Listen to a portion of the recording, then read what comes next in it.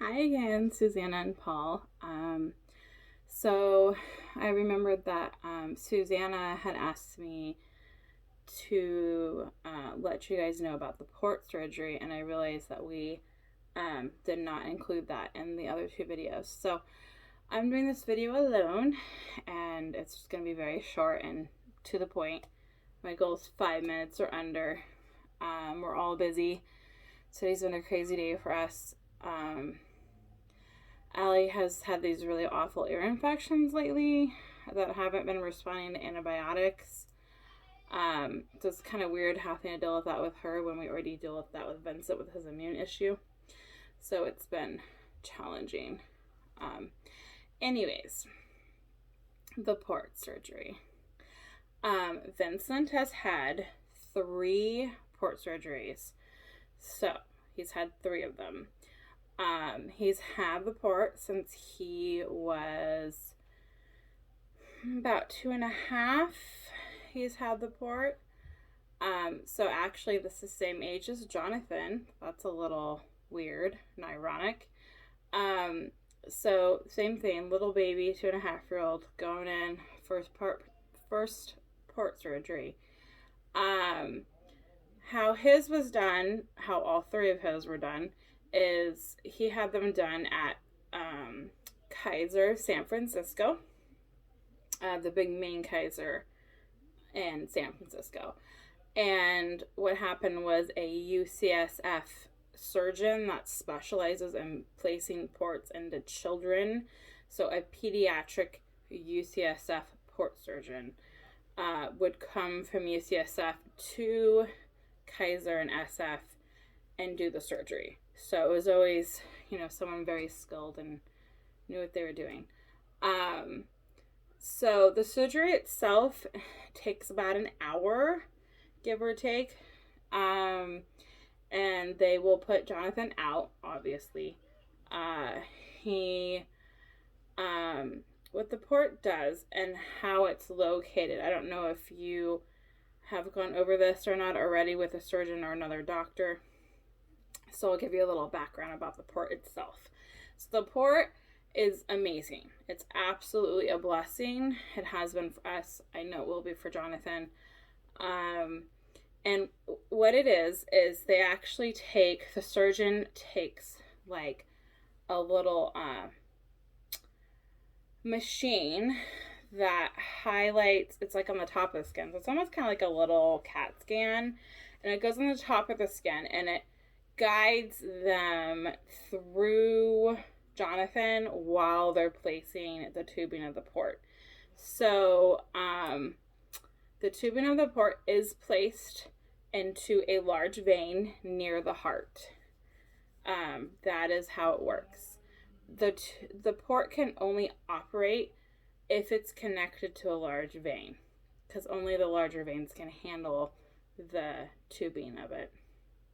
So the port itself will be placed in the chest, either the right or left side, and then the tube of the port will actually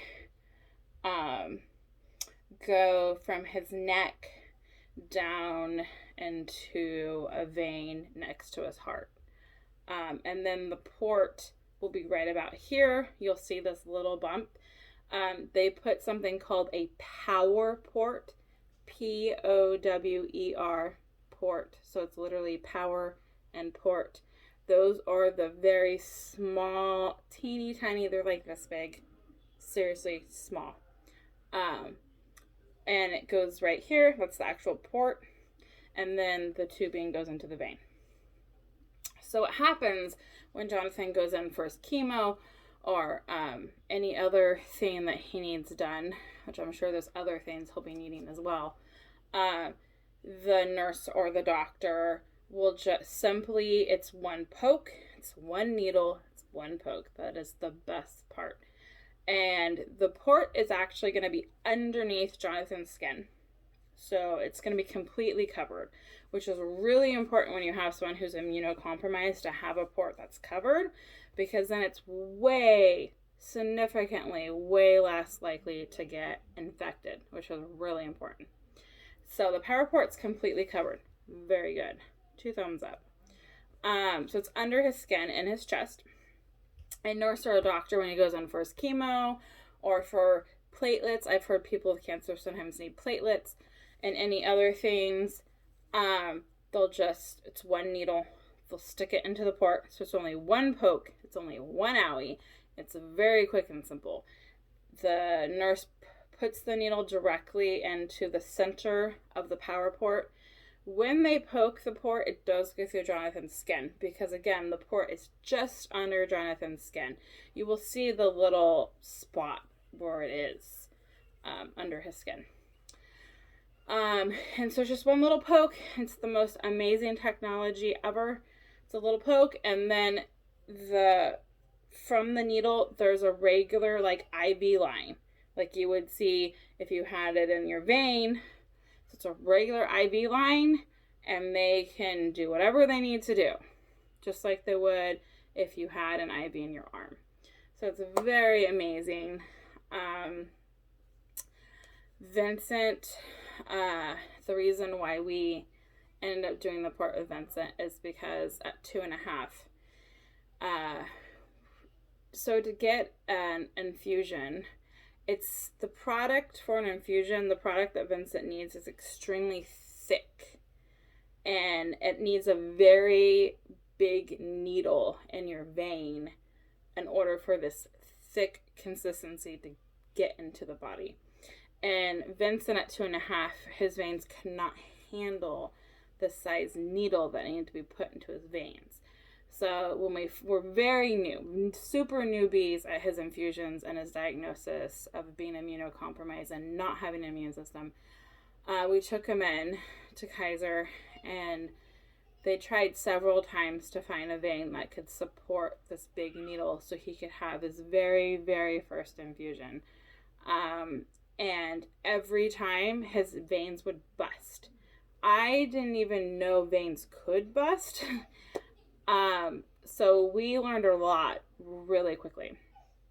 But when veins bust, it's extremely painful. It's very painful. Basically, your vein breaks. Very painful. After that experience and watching what Vincent went through, that was it. I said, never, ever again is he going to have to go through that kind of pain. And so then we went back to our doctors and said, you briefly mentioned something about a port. And there you go.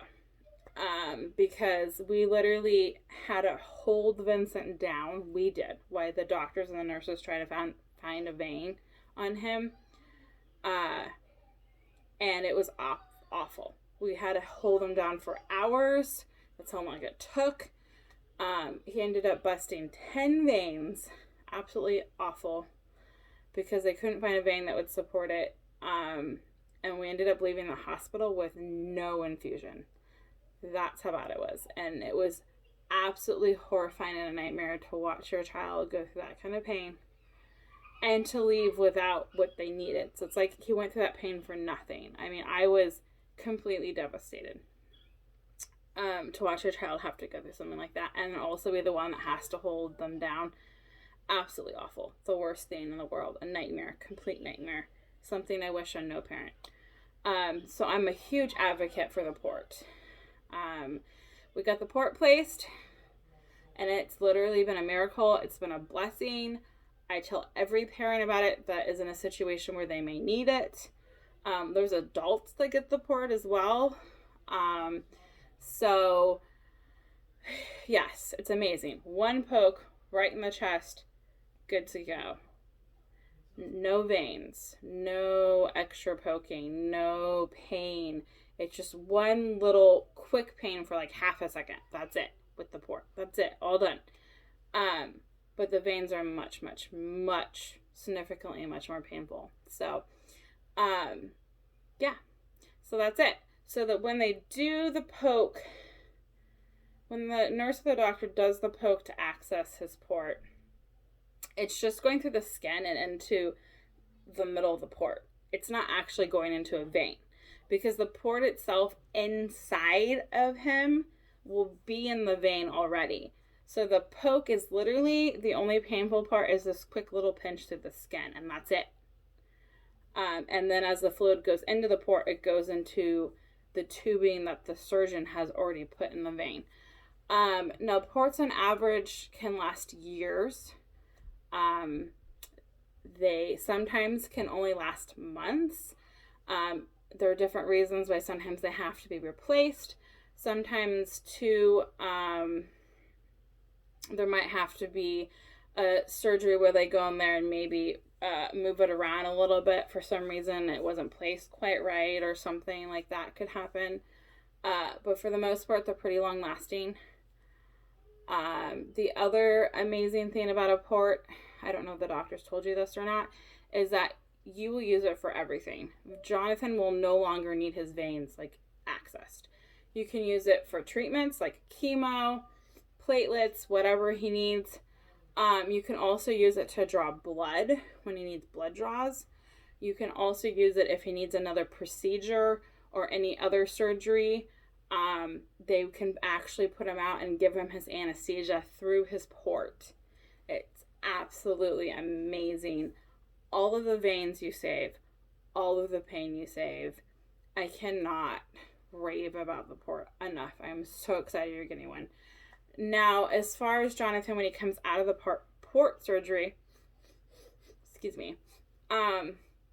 he will be out still. They usually bring the parents back before the child fully awakes from a surgery. And he'll be laying on a bed when he comes out of port surgery. And they usually have some kind of a pillow under the head to kind of support the neck, because his neck and his shoulder may be a little bit sore for a couple days, and that's very typical from the placement of the port. Just give him some ibuprofen, maybe put a warm pack in that area if he will allow you to do that. And he should be fine. When he does come out from the surgery, he may wake up a little upset. That's pretty typical, though, out of any surgery. But it's truly a blessing. So, there you go. Thank you. And instead of it being 5 minutes, it was 12. But I went as fast as I could. All right. Love you guys. Good luck.